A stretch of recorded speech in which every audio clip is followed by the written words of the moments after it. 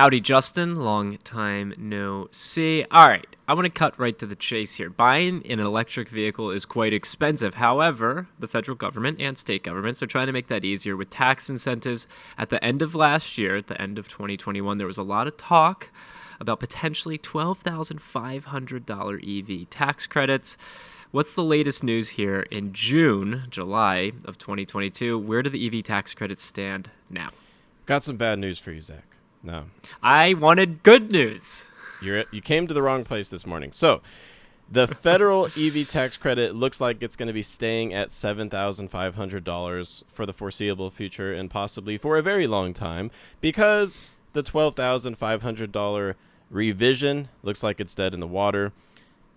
How did we get here in the first place? Well, the proposal was to add an additional tax incentive for union-built EVs built in the United States of America. And it looks like the union-built provision is gone.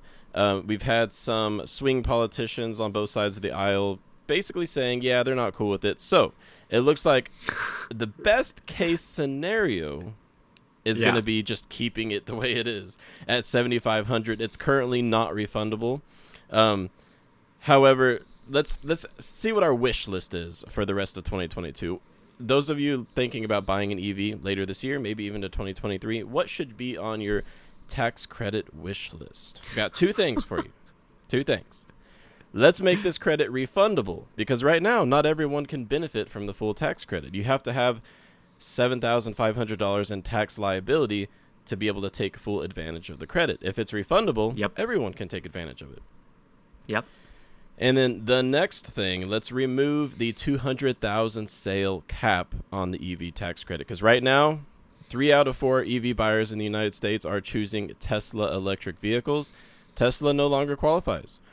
Not only does Tesla no longer qualify for the federal tax credit, it is also seeing price increases like every 2 weeks at this point? Something like that. At least. Let's back up for just a second because the proposed tax incentives from last year that were going to be a part of the Build Back Better bill, which obviously never came to fruition. There was some pretty interesting language in there. Not only union built parts for the battery in the vehicle, but also domestically built parts would also qualify for like an extra $500 if like the battery pack was made in the United States, and then it was like another $500 or so.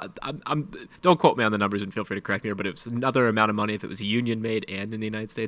That is the one that's not happening. The $7,500 one that you're describing, we need to really dig in here, though, on the difference between a refund and whatever the other word is that I can't think of right now. That is a huge storyline because it does impact and implicate those that have $7,500 tax liability, and those, quite frankly, who will most benefit from getting some sort of incentive to purchase an EV, who may not have a $7,500 tax liability.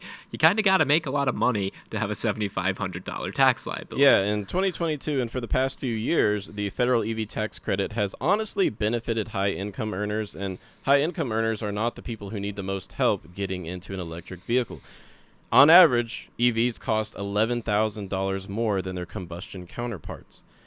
If you're not even able to qualify for the full $7,500 tax credit, you're going to be looking at sometimes 5 to 10 years of fuel savings needed to break even and make up for that cost difference when buying an EV. So honestly, if politicians are able to come together and make this credit refundable, that means that no matter what your tax liability is, say you just owe $4,000 or $5,000 a year in federal taxes, you would be able to see the full benefit of the incentive. Right now, it's not like that.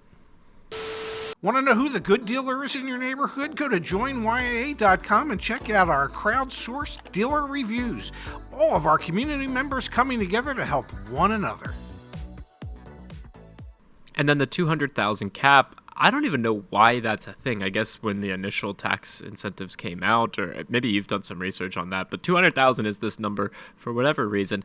It then harms those who want to maybe, go buy a Chevy Bolt next year, one of the cheapest EVs on the road. It's not going to qualify for the $7,500 tax incentive. That to me is probably the lowest hanging fruit here, like you were describing for that wish list. That's the one where we need to make some change, and you'd think it would be relatively easy to do. However, it is then more more of us paying for people to get EVs, and there's some pushback on that. There's, folks that don't want that, obviously. Yeah, the tax dollars have to come from somewhere, right?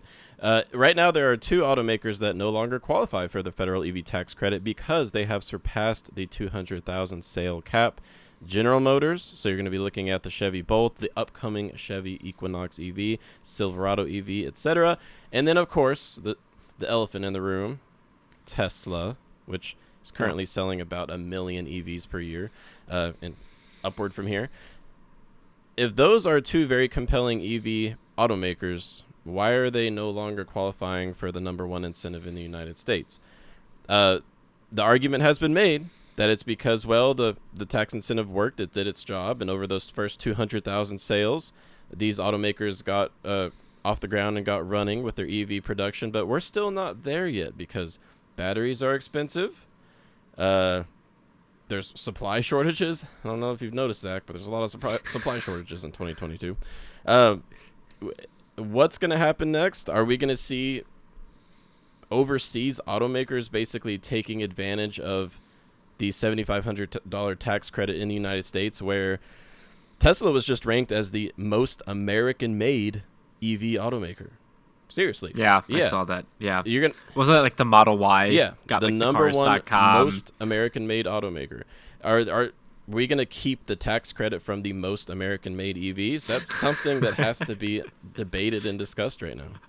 I see you speaking to a certain persona out there who wants, American made. It's interesting, Justin. It really, really is. So anyway, the long and short of it is the tax credit situation is staying the same.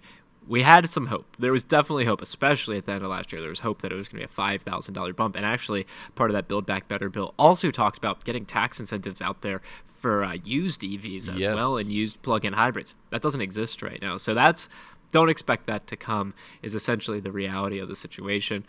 If you're looking for manufacturers who are under that $200,000 unit cap, I think we have that somewhere on the website. Do we, Justin? Yes. Go ahead and check out the EV tax credit linked below. Join YAA.com. We've got the EV tax credit incentive fully detailed for you. In addition, we've got state incentives. Depending on where you live, you may be able to save up to $4,000 additional dollars off the purchase of your EV, usually in the form of a rebate. So be looking out for that as well. We'll have that link down below. It's not all about the federal EV tax credit. You may be able to save quite a bit just based on where you happen to live. We're looking at you, California and New York. And Connecticut. And Connecticut. Thanks, Justin. Thank you.